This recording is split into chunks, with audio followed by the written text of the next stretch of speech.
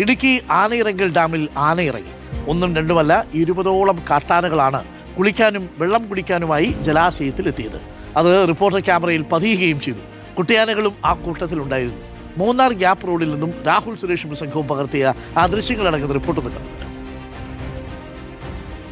നമ്മളുള്ളത് മൂന്നാർ ഗ്യാപ്പ് റോഡിലാണ്. പൂപ്പാറയിൽ നിന്നും നമ്മൾ മൂന്നാറിലേക്ക് പോകുന്നതിനിടെയാണ് ഒരു മനോഹര ദൃശ്യം നമ്മുടെ കണ്ണിൽ പെടുന്നത്. നമ്മൾ ഈ കാണുന്നത് ആനയിറങ്കൽ ജലാശയമാണ്. ആനയിറങ്കൽ ജലാശയത്തിൽ കാട്ടാനകൾ നീന്തി തുളിക്കുന്ന ഒരു ദൃശ്യങ്ങൾ കൂടിയാണ് കാണുന്നത്. നമ്മളിങ്ങനെ ഈ റോഡിലൂടെ യാത്ര ചെയ്യുമ്പോൾ നമ്മുടെ സാരഥി പ്രവീണാണ് പറഞ്ഞത് ഇങ്ങനെ ആനകൾ അവിടെ നിൽക്കുന്നുണ്ടെന്ന് പറഞ്ഞു. അങ്ങനെ വണ്ടി നിർത്തി നമ്മൾ ക്യാമറ ഓണാക്കി നോക്കിയപ്പോഴാണ് കുറേയധികം കാട്ടാനകൾ ആ പ്രദേശത്ത് നിൽക്കുന്നതായി കാണുന്നത്. നമ്മൾ നിൽക്കുന്നതിൻ്റെ ഏതാണ്ട് ഒരു 2 കിലോമീറ്റർ അപ്പുറത്താണ് ആനകളുള്ളത്. നേരിയ മഴയുണ്ട്, മഞ്ഞുണ്ട്. അതുകൊണ്ട് അത്ര വ്യക്തമായിട്ടുള്ള ദൃശ്യങ്ങളല്ല. പക്ഷേ ഒരു 10-20 ഇടയ്ക്ക് കാട്ടാനകൾ അവിടെ ഉണ്ട് എന്നാണ് നമ്മൾ ഇവിടെ നിന്നും മനസ്സിലാക്കുകയും ചെയ്യുന്നത്. ഈ ആനയിറങ്കൽ ജലാശയത്തിന് ചുറ്റുപാടുമായി നിരവധി കാട്ടാനകൾ ഉള്ള ഒരു സ്ഥലം കൂടിയാണ്. പല സമയങ്ങളിലും വെള്ളം കുടിക്കാനും കുളിക്കാനും ഒക്കെ ആയി ഈ ആനകൾ ഇറങ്ങി വരുന്ന ഒരു സ്ഥലമാണ് ഈ ആനയിറങ്കൽ ജലാശയം എന്ന് പറയുന്നത്. അതുകൊണ്ട് തന്നെയാണ് അതിന് ആനയിറങ്കൽ എന്ന് പേര് വരികയും ചെയ്തത്. ആനകൾ ഇറങ്ങുന്നത് കൊണ്ടാണ് ആനയിറങ്കൽ എന്ന പേര് ഈ ജലാശയത്തിന് വരികയും ചെയ്യുന്നത്. ഇപ്പോൾ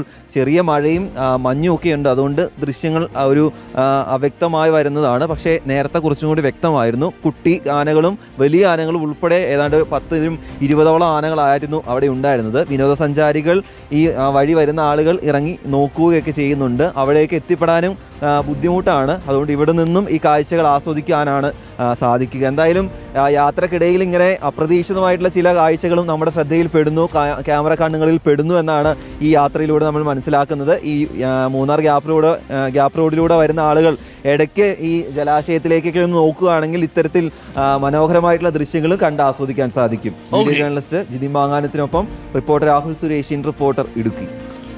സൂപ്പറാണ് കേട്ടോ ഈ ഗ്യാപ്പ് റോഡിലൂടെയുള്ള യാത്ര. ഗ്യാപ്പ് റോഡിൽ ഇപ്പോൾ നമ്മുടെ രാഹുൽ സുരേഷ് പറഞ്ഞതുപോലെ ആനയിറങ്കൽ ഡാമിൻ്റെ ഭാഗത്തേക്കൊക്കെ നിങ്ങളൊന്ന് നോക്കണം.